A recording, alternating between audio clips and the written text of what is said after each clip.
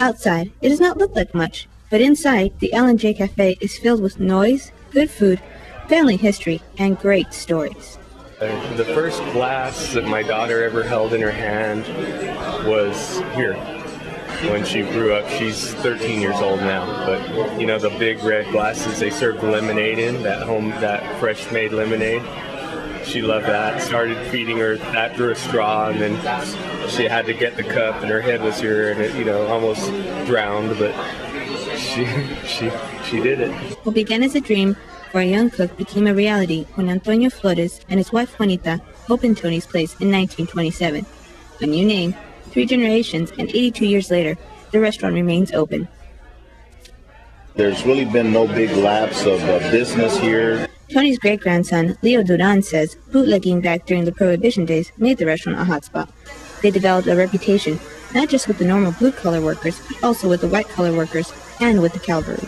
Cavalry used to come down here from Fort Bliss as well, and used to come in their horses. There used to be some hitching posts outside, and they would tie these horses outside while they'd come in and engage in drinking and also having some good food that my grandmother would cook.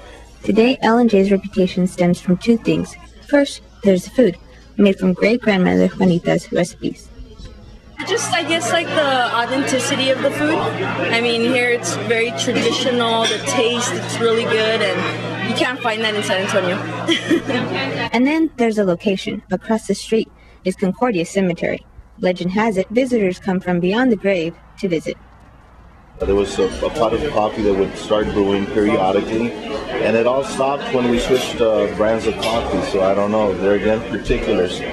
Duran says the ghostly patrons also like pulling pranks on the staff. Since feelings of somebody being close to them, especially like the dishwashers, they turn around and they look in the back and see if anybody's around, and nobody's around except their co-workers at a distance. But when they turn back to do their chores of washing dishes, they feel somebody slip their drawstring on their apron and it becomes loose. So they look around and again, there's nobody there.